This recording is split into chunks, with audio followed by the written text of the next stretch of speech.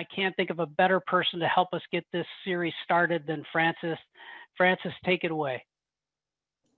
Thank you, Greg. And it is Filipino History Month. So also want to shout out Jerome as well, one of our esteemed panelists.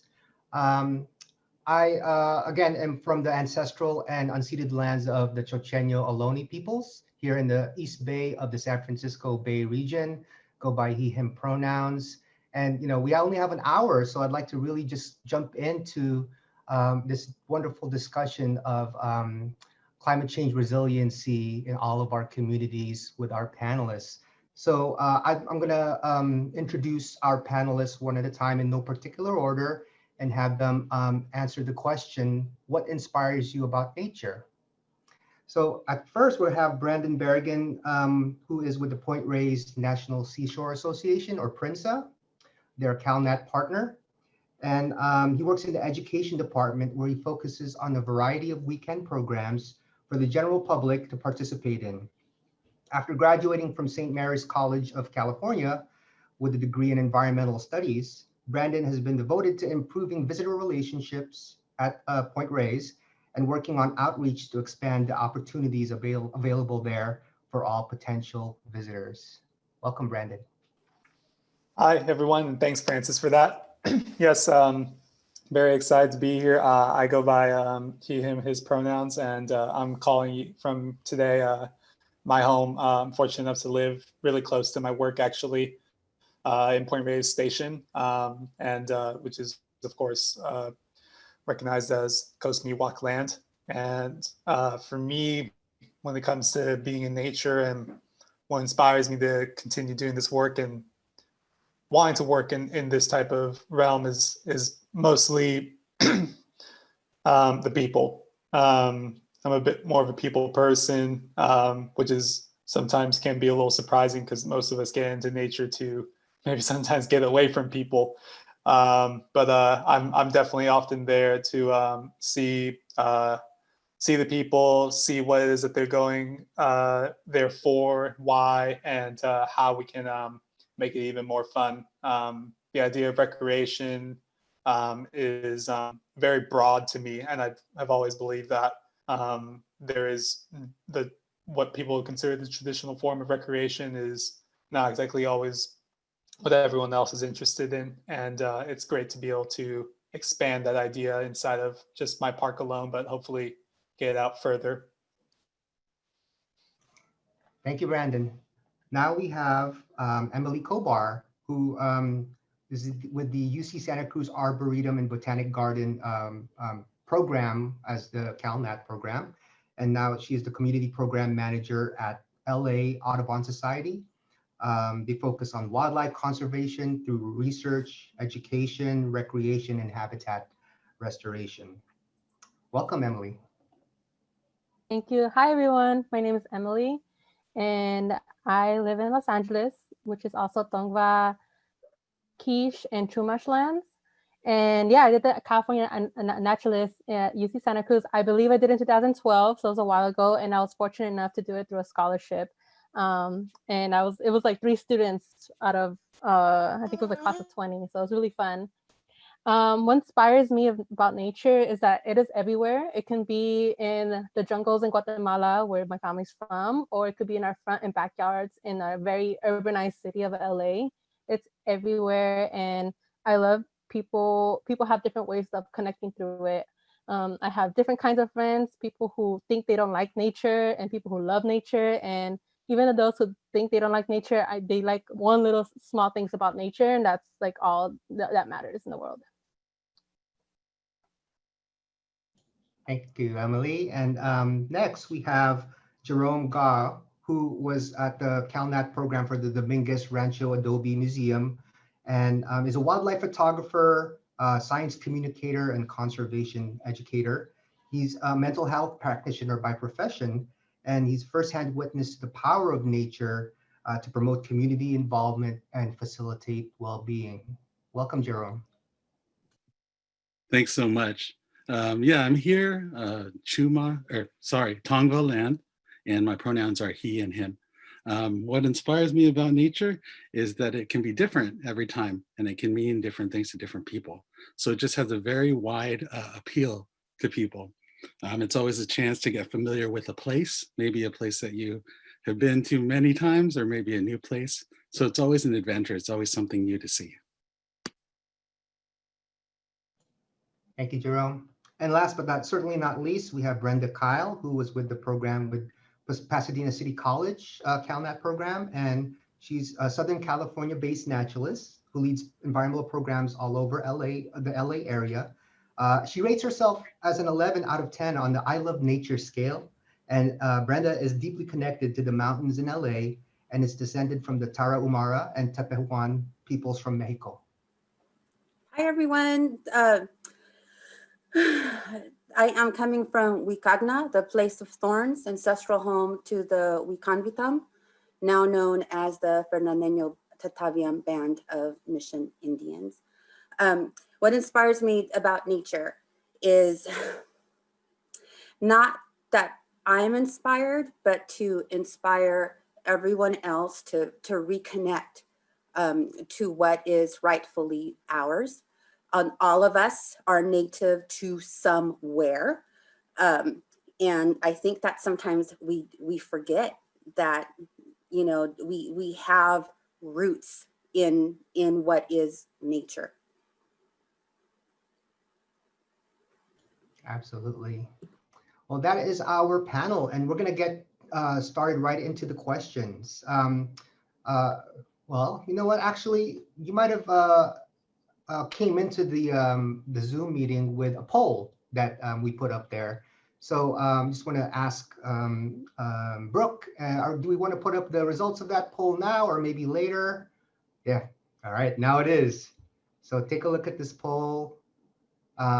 Lots of yes answers.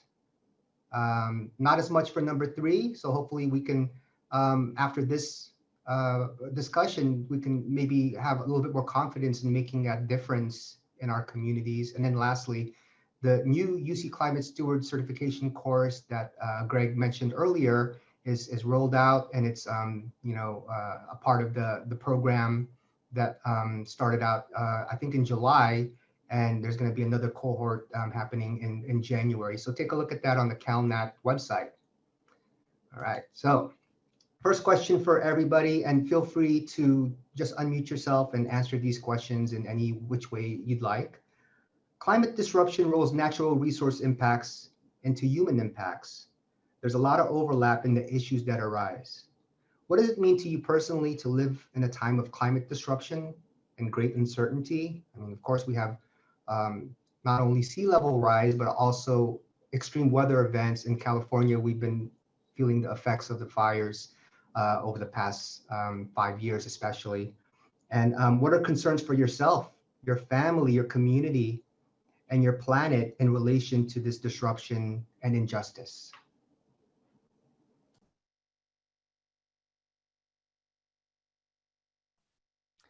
I can go. I feel like this question, when it was very loaded. It's a very loaded question because yeah, the climate disruption is huge, and there are many impacts to talk about when covering climate disruption. So we can be talking about the water crisis, air pollution, green space accessibility, loss of habitat, food deserts. Yeah, there's a lot of impacts by this. And 2 weeks ago, I attended a conference through the NAAE, which is an environmental educator conference. And one of the things that really stuck out to me was a seminar or keynote speaker from Dr. Ayana Elizabeth Johnson from Ocean Collective. And she said that we shouldn't separate climate justice, social justice, environmental justice, food justice, that it is all just justice. And it was so powerful when she said that. It all intersects. And then it made me also think about last year when I attended a conference. I was talking to a dear friend, Jim Embry. He mentioned last year when we were just having a casual conversation, and he told me like to ask people whether they are activists, and if they say that they're not activists, you know, to ask, do you need water to survive? Do you need fruits and vegetables to survive? Then you are an activist, whether you think you are or you're not. So I think for concerns wise, these are the times for people to like come together, be aware of the issues. And we need to thrive as a community because the city pollution, park and food accessibility is real. And that's something that we need to have more conversations about.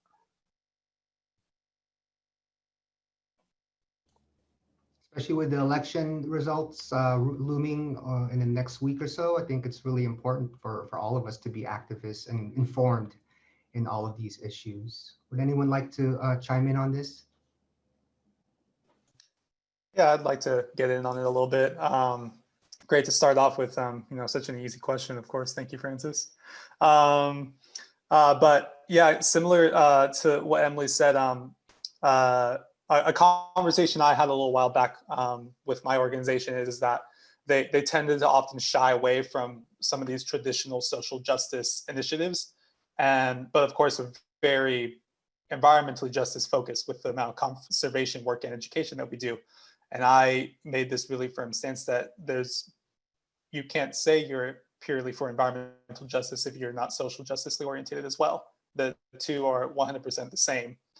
And so when it comes to, lots of the fears and realizations I have with climate change, where, something that like I notice often is I race mountain bikes in my free time. And literally some of my most favorite courses across California have been burnt down. And that's a very real thing for me to see basically, and for anyone to see physically, which is, important. But what I tend to think of most though is the people once again. And I do fear about the effects that climate change is going to have on the severity of environmental racism, environmental classism, the creation of more food deserts potentially, and the increasing lack of access to nature for certain communities that have already found it difficult to get themselves out there. All of those things are only going to become worse as climate change becomes worse, as less action happens. And the important thing to consider is that while the biggest amount of change can happen on the top. So as you said, as the election year comes around, that's important to consider. But there's a fair amount that we can actually do together at a lower level. I think that's a great point you bring up, Brandon, that especially with the racial reckoning that's been happening over the past 6 months, you can see that there's a lot of change that is affected through grassroots efforts and protests. And it leads us to our next question as well. What communities will be disproportionately affected by climate change? How do we center our efforts to ensure we're engaging everyone, especially Black and Indigenous folks within the BIPOC purview?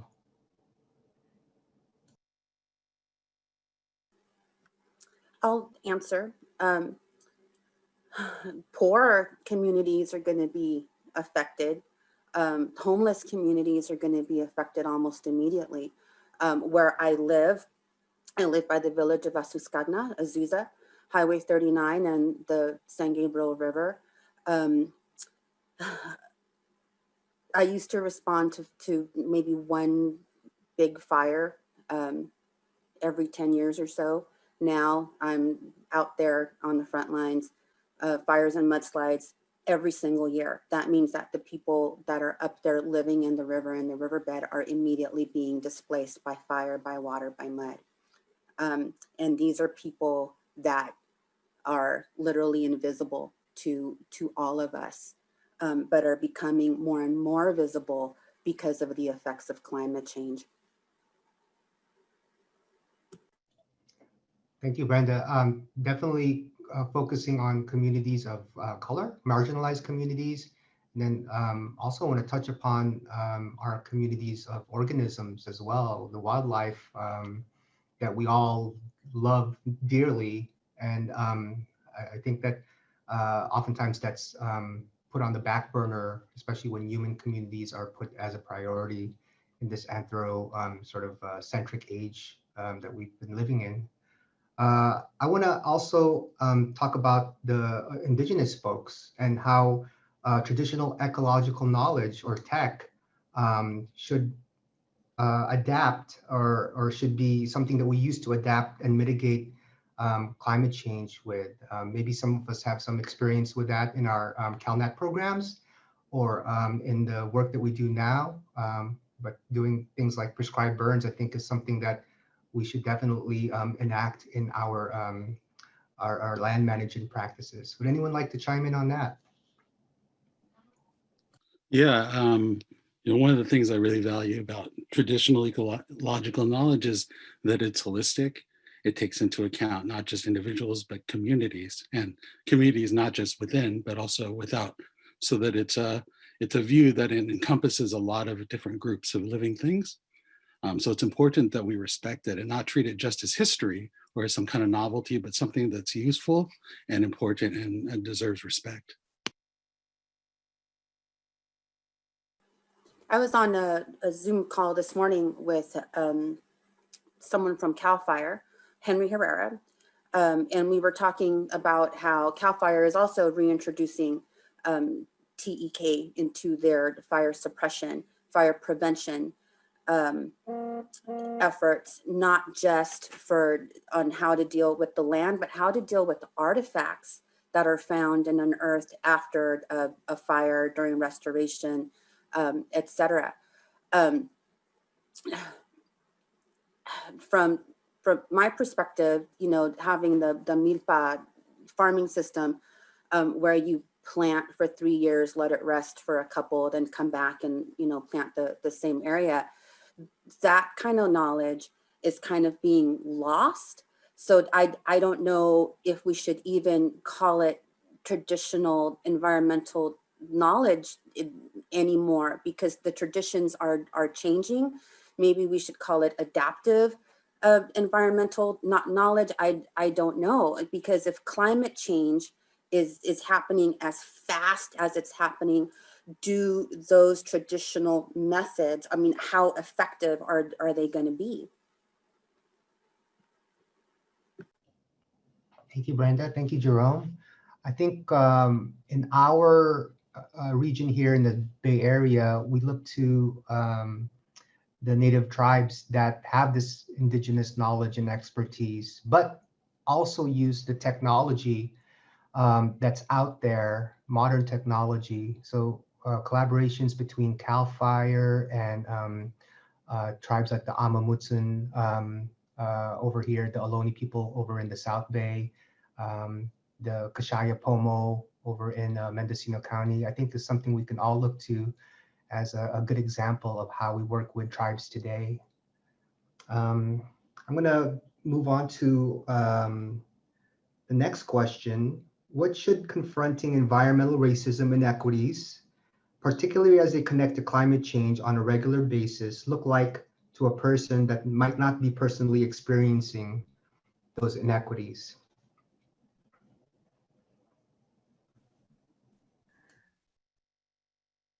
I think I kind of want to answer this question along with the last question as well, because one thing that I think we should acknowledge, because the last question asked about communities that are disproportionately affected by climate change.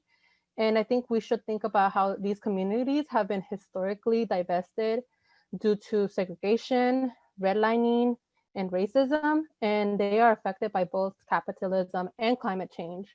So going back to capitalism, we know that the behavior in individuals impacted by climate change is mostly from the 10%. They emit the most like carbon emissions. So kind of acknowledging that, it's not the poorer communities, the low income communities like fault, or it's also just their problem to fix. It's something that that it should be talked about like as it's a solution for bigger corporations for the 10%. So also the question was about confronting them.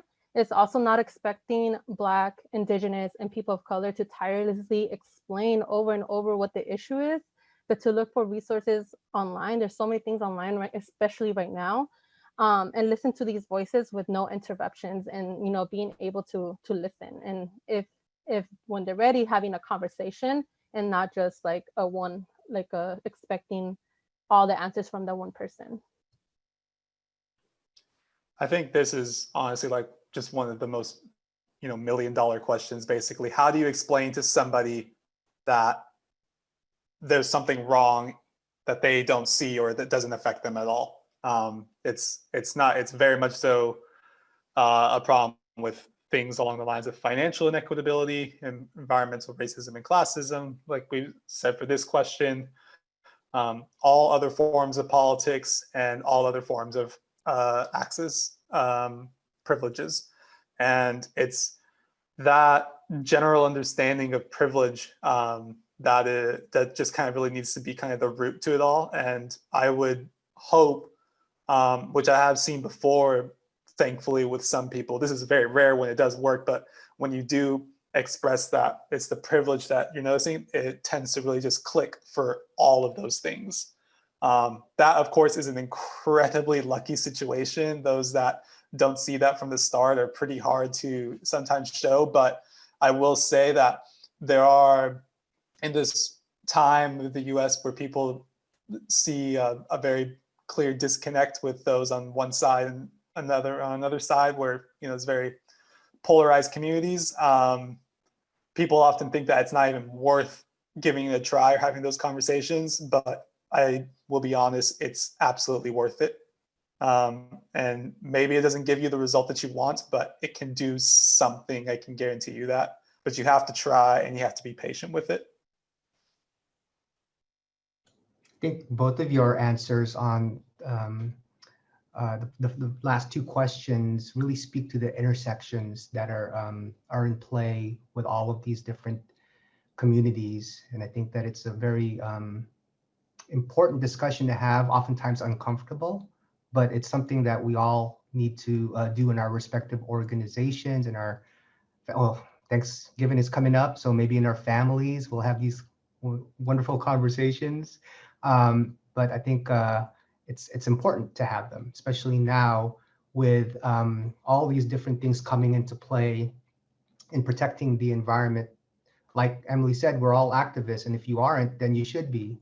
And a lot of the indigenous folks have been on the front lines of activism, from the Dakota Access Pipeline to Mauna Kea to all the different places here in the San Francisco Bay. There's Eurostock, which is down in the South Bay, and is being developed as a quarry, and the Amamutsun are fighting that. So I think I want to make sure that we lead to our next question here.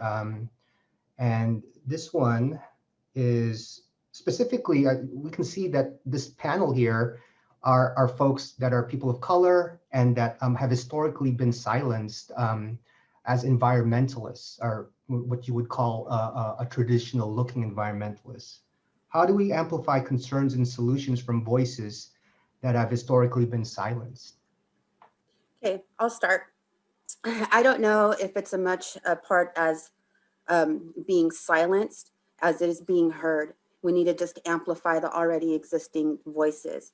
Traditional environmental knowledge, I mean, trust the people that were here before us. Stop giving the mic to the traditional environmentalists, and start listening to the people that, for lack of a better word, the humble people, the people that are lower to the ground and more connected to the soil. I don't, there's a word for that in Spanish and I can't think of it, but you trust the people that work with the land to tell you how to work the land. So again, it's not necessarily silencing, it's amplifying, because we've been vocal. I don't think that anything I've ever read or heard has been exclusionary for Black, Indigenous, and other voices, but they've definitely been minimized.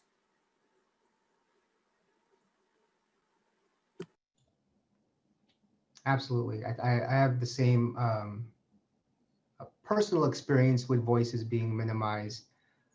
You know, when we're talking about interruptions during meetings, women of color, especially people who are marginalized through whatever stereotypes they might have. I think that, Brenda, you bring up a great point in you know, that those kind of microaggressions cumulatively adds up to sort of form an opinion, not only from the person being perpetrated against, but those who are doing the perpetrating, the ones who might have a privilege.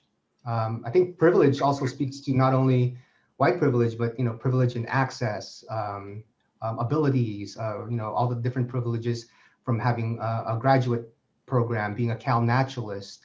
And I think it's really important that we look at issues like this, like climate change, with many different perspectives so that we can fully understand it and mitigate for it. Anyone else want to chime in on that, or shall I move on to the next question? Could I? Yes, please, Jerome. Yeah, I think, you know, everything happens as a process. That's one thing we learn in California Naturalists also. The earth has a process. It goes through time, and things change over time. So any chance I get, any little opportunity I have to be heard, I try to bring other people along as much as possible. I don't really know any other solution except to include others when I've been included. That doesn't always happen, but it happens enough that we can make enough of a difference for everybody. Thank you, Jerome. Jerome is California Scrub Jay on Instagram, CA Scrub Jay, all one word. And I've been looking at all of his wonderful pictures of birds and his wonderful photography. And, you know, we know about the incident that happened in Central Park earlier this year with Christian Cooper, and how he was weaponized to you know, his safety and as a Black man.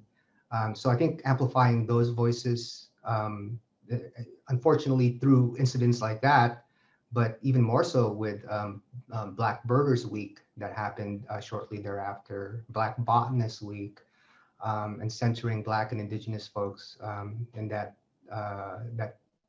circle, is important to highlight that we are all in these professions together. And you know, the sort of stereotypical look of a biologist needs to be sort of just taken out. And we have all these different folks who care about the environment, including people of color who have been caring for the environment, like Brenda talked about. They just don't do it maybe in the traditional way, working outdoors, working in the farms, in agriculture. Many of our Latinx families and friends and Filipinos family and friends have been working the fields for you know, decades to hundreds of years. So I think it's important to highlight those folks as well. All right, so next question is, how do you build fellowship or community around the issues that matter most to you? How can organizations like CalNat and the new Climate Stewards course support communities of practice that you feel are important?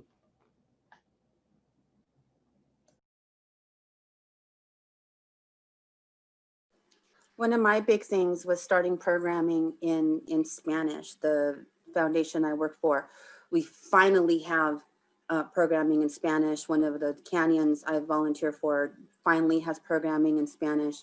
I've been working with the Forest Service to finally have programming in Spanish. like, you know, we're in Southern California. That's like our #1 language. How can you not be inclusive with the language? And, you know, so supporting the little guy, supporting the individual naturalist that isn't affiliated with any Big Green or Little Green or any other foundation is a big help. Now is the time for, gosh, I can't think. Now is the time to render mutual aid. Let's all get on our LTAC channels and help each other out. I did a call out for binoculars, and I all of a sudden got, you know, I think I have 11 binoculars now. And I didn't have money to buy binoculars, but, you know, now I have binoculars. Now I can go out and take people birding. So, you know, if you are part of an org, think about sponsoring an outing, because insurance is a very real thing to have. Yeah, just render mutual aid and go out there and start being naturalists. And being a naturalist doesn't mean necessarily being a scientist. Remember, social science is also a science. Being a naturalist, in my opinion, means bringing in people and getting them reconnected to what's already around them.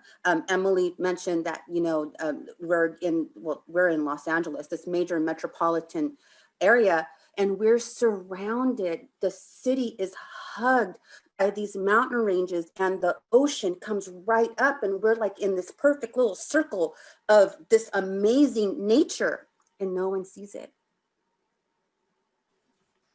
Yeah. I talked about this a little briefly at a conference I was at last week, actually, with Francis as well, which is really nice. The thing that I brought up is we have a small program at that I helped start over at the organization called Get to the Point, which is a series of low cost or free events for young adults and families. It's some of them are free, and when I say low cost, I do mean low cost. One of our most successful programs we call Whale Watching Wonders.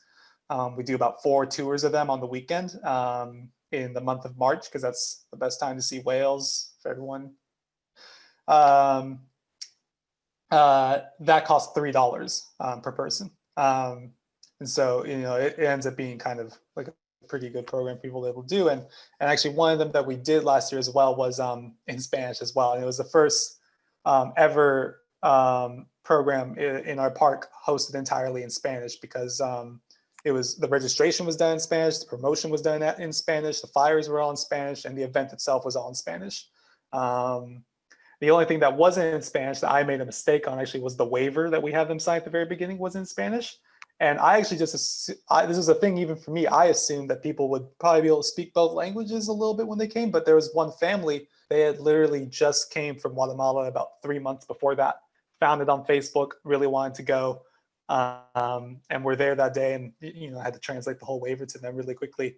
But you know, that program has gone on to be able to work with a wider community that we really have been focusing on trying to serve, by having kind of like a little bit more specific programs oriented towards them. The whale one, it doesn't really count because everyone loves whales, but some of the others that are more simple are movie nights, things that are more oriented towards holidays like Dia de los Muertos. All of those things actually really showcase a commitment to that community, which is one of the best things that you can do. And then inside that program as well, that I talked about, that it seems like a bit of a harsh rule, but it is something that I really wanted to do with that program was, I told everyone in my organization, we're going to be seeing new communities when we do these events. And we had success with those. Representation matters. So the rule was whoever leads these events needs to be a person of color. And once again, that kind of has that additional commitment to that community. But the other side of it too that was really important was there's amazing naturalists in the Point Reyes area. I could find, you know, I couldn't swing like, you know, a dog around and not hit like an amazing well-known birder or bug person or tree person. There's a million of them and they're all amazing. But what's great about doing this is I hopefully can contact a new educator of color and get their name out there, you know, make that next brand new naturalist that everyone wants to go to, because lots of them are really amazing, but they just haven't had the chance to shine yet as brightly as the others. And that takes time, of course. And so I'm hoping to speed that process up. Yeah, to build on what Brandon said, you know, support each other. I don't think I've ever met a naturalist that wasn't amazing in one way or another. And if you speak a different language, including sign language, get out there and lead something. If you know someone who is maybe visually impaired, take them on a bird walk. You don't have to have binoculars, but I figured out. to go birding, you can bird by sound. You don't have to go and botanize by using visuals. You can use scent, you can use touch. Go out there and adapt a program, be a leader. This is what you took the naturalist class for, right? I don't know, question for everyone. Yeah, we definitely need to remove ourselves from the notion that any particular group is not interested in nature or in being outdoors or learning things, so that we can include them. Last week was Birdability Week.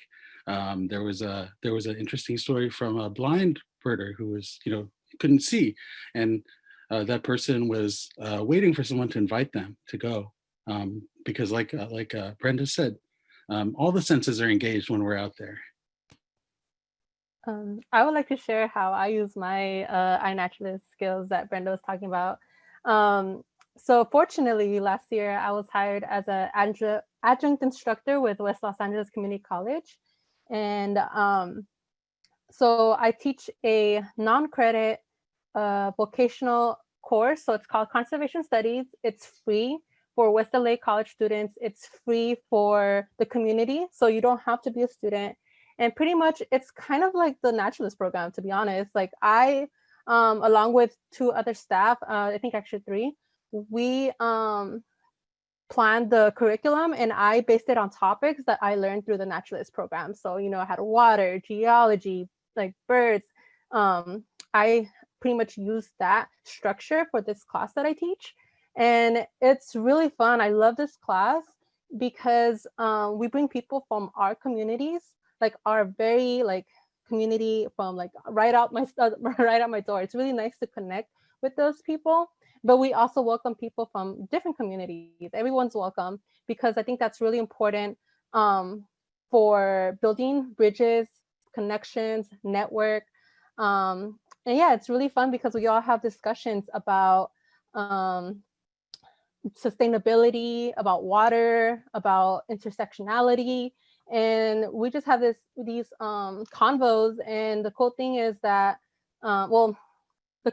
we meet outside. Pre-COVID, we met at Kenneton Park, which is one of my parks that I grew up with. And the fact that I get to teach at a park, my park that I grew up on, it's just I love it. But I will be teaching this class again in the spring. It will be online, fortunately and unfortunately. Fortunately, because it will be accessible to more people.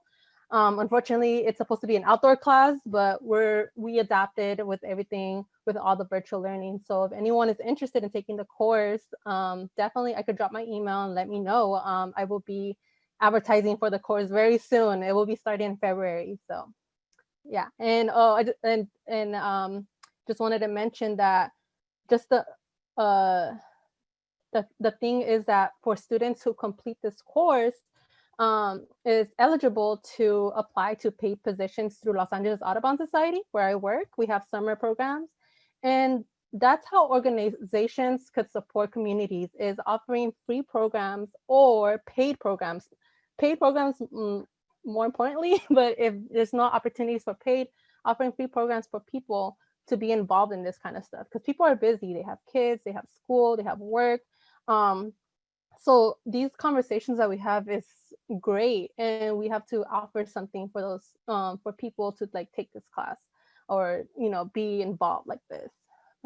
So especially if you want to involve younger people, younger Black, Indigenous people of color, offering free programming or paid programming is the way to go. It sounds amazing, Emily.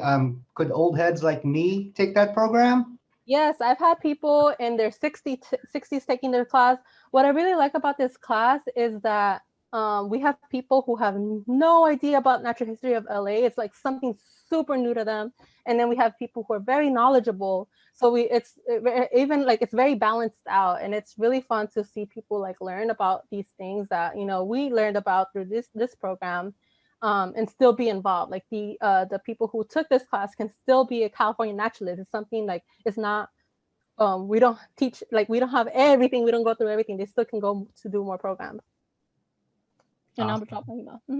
Yeah, support each other, support our programs. I started a Spanish language the plant course where I work, and I get, believe it or not, I get a lot of other naturalists who are wanting to pick up the vocabulary in Spanish, because manzanita is not the way you say manzanita in Spanish. It's pingüica. Yeah, look, that face right there. Surprise, that's not how you say manzanita in Spanish. It's pingüica. So learning the vocabulary is one of the best ways to be inclusive. And it's not having someone that is not your traditional person out in front is breaking the stereotype that to be a naturalist, you have to have your Columbia gear and your Patagonia and your what shoes, Keens, whatever they are. I go out there in like chanclas and my nails are done and I have big earrings because that's the way the people in my neighborhood dress. That's the way I dress. Why am I going to change and to fit this naturalist stereotype when I am not a stereotype, right? Go, Emily, I saw your head. I was like, I got my hoops. I got the hoops. We got the hoops. We're repping. All right. So yeah. So support each other, you know, and there's no excuse for anyone here to say, well, what are the resources? Hello, there's like a grid in front of you. We are the resources, right? Because who has the power? The people have the power, right? Absolutely. Absolutely. I'm glad that you brought these wonderful resources up as a support network that CalNat is obviously, you know, wonderful at doing with their rendezvous and newsletters and the Climate Stewards program. And I think what's great is that they're also very culturally relevant in that we are reaching out to all different communities, especially those that are marginalized. I think that's what's important in all of our respective professions or programming, is that we want to be relevant to the communities at hand. And one example of that is the term citizen science, straying away from that to making it community science, so that it's inclusive to folks who are undocumented, participatory science, another term that we're using. So those kinds of things are really important in terms of making sure everybody feels included. So now it is, you know, coming up on towards the end of our discussion, and I just wanted to, you know, because this was a question that I posed to everybody in the beginning. What inspires you about nature? But also, what does it take for you to not burn out, at least in theory, to be able to sustain this important work? Emily had sort of mentioned, you know, making sure that we are not, as BIPOC, the sort of the tokenized person in your organization that needs to translate everything or be the spokesperson for your whole community, but definitely being mindful and seeing some things in the chat about book recommendations like Ibram Kendi's how not to be anti-racist. So these are great conversations to have. So again, the question, how to not burn out, at least in theory, and to be able to sustain this important work. I'll start. Have a life outside of being a naturalist. Don't make it 100% consume you and with everything that you do. Take a break from climate change, because believe it or not, you can go get your nails done, get a massage and come back and the problem's still going to be there. I would agree 100% with that. You got to make sure you're doing something away from your work. I remember when, not that I am old in any way at the, you know, shiny age of 24. When I was a little bit younger though in university, I tried racing full time on my bike, and I was also working at a bike shop and had a lot of friends who were on bikes, and I ended up burning out because my whole life was revolving around bikes. And I almost made the same mistake when I moved out here and started working. You know, I've tried to make sure that there's lots of other things in my life and be a little bit more of a well-rounded individual. And doing stuff like that also kind of helps me stay a little bit sharp on the same end. Like, you know, I'm originally from Richmond, California, and that's a community that I like to try to serve a lot more at this job. Going back and visiting my friends reminds me of why I do that work all the time. And that's really important to me because while I was fortunate enough to be in a situation that kept me in good standings in school and life and everything, some of my best of friends who are still my best of friends, very much so were not. And so that's always important to me to remember why I'm doing this, because I know what the benefits of nature are, and I've seen how it helps people a lot. But then I'll also say, lastly, while those are tips to avoid burnout, I honestly don't think you can avoid it sometimes. That's just it. Like I'm not gonna lie, I'm kind of burnt out right now. It's been a long year.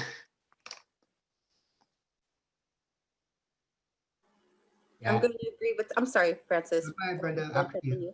I'm going to agree with Brandon. It's been a long year. Everything's on fire. The forest is closed. And that was, believe it or not, even though naturalist things are what I do, that's also how I relax, but I go and I do it alone without being a leader, just to go out and enjoy the scent of everything that's around me. And this year has been particularly difficult because the trails were closed, the parks were closed, the forest is closed, everything's on fire, it's raining ash, you can't go watch a ball game. I mean, it's just been, I know you guys are feeling me. I know you're feeling me. So it's, again, to relax and get away from that, I started reading books again. Find an outlet that is 100% detached from everything and everybody. That's exactly what I was going to say, Brenda. So I'm glad you said it. Jerome, Emily, would you like any words that you'd like to impart to everybody? I work with people in my real job. So nature stuff is kind of the flip side for a lot. But really, I think what Brandon said in the beginning about people, so many things are about people, and so many interesting things can come from experiencing people, good and bad, and ways to grow and learn. So I always try to be learning something, not necessarily about the earth or about birds or anything, but always trying to gain new experience and discover and learn and explore. Something that motivates me to continue this work is when someone, whether it's a kid or an adult, shares a story or a picture of a bird they saw. And it could be a house sparrow, and I'm very enthusiastic about it. Like, really, that's great. Like, whatever that little small thing, like just knowing that something sparked in them to be interested in nature and then to tell me about it. It means like those fun guided nature walks definitely does something. And just that little small, even being interested in a house sparrow can do so much for them and the community. Like, they're already being an activist. Like, you already notice little things. And in terms of re-energizing or recharging myself, I definitely agree with others, or I agree with Brenda, where like kind of take I guess like a break of what's going on. So some of the things I do is like I've been roller skating. I've been playing board games with my family. I play video games. Sorry, I do. I do a lot of things to ground myself and just to re-energize, and then that way I can come back to it. Yeah, no need to be sorry about playing video games. It's a nice outlet to, self-care. We got to focus on our self-care and those around us, especially during these tough times. Like Brenda talked about, everything is, on fire, literally and figuratively. So just look to taking care of yourselves, each other. And I mean, this is so great. I really appreciate how involved everybody has been in their own lives, but also sharing that with everyone. And if it's okay, we got a question from the chat from Kathy. If we could drop our emails so that the folks can contact us afterwards. Feel free to let me know by chat if you don't want your email sent out. All right, now this is 5 minutes. I know Greg had promised 15 minutes of discussion or questions from the audience. Thank you, Jerome, for the email. So I'll open it up to the CalNat community. If anyone has specific questions, you can just unmute yourself and start talking.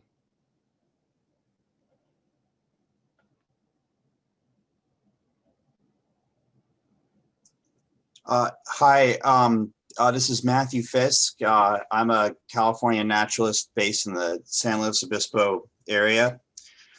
And my question for the panel is, are there any model communities in California or elsewhere that can be examples to others or to educators in their collective resistance to climate change?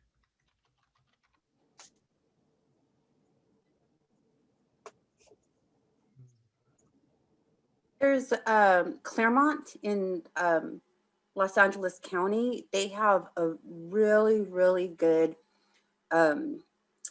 native plant highway dividers. I don't know what they're called. The islands in the middle. I mean, they collect the water. It's self-watering.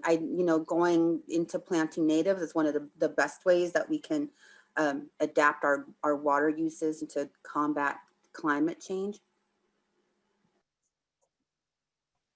Here in the San Francisco Bay, we have organizations that mitigate for sea level rise, specifically municipal water districts. There's one in San Leandro called the Oro Loma Sanitary District.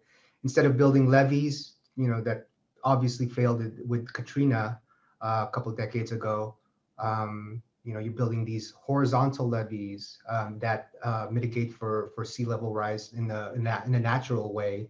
So less Band-Aid solutions, more sustainable solutions like that. Sorry, Francis, where are those levees? They are with the Oro Loma Sanitary District, and I'm gonna type it in here in the chat.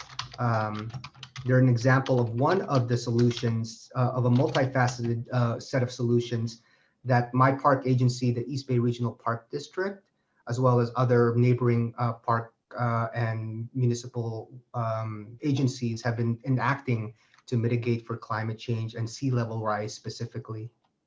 That was actually my other question, was on sea level. Thank you. Welcome.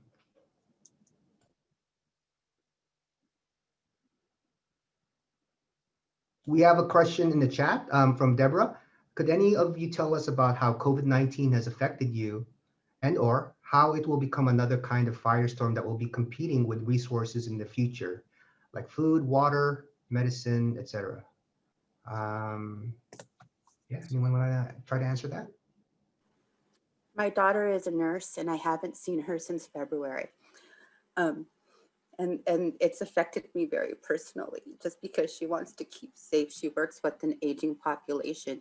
So keeping everything clean, knowing the difference between clean, sterile, and disinfected is important. Having, leading these outings where you're sharing binoculars and having wipes available, keeping the social distance. It's going to be an adjustment for everyone when things get back to some semblance of what we used to have.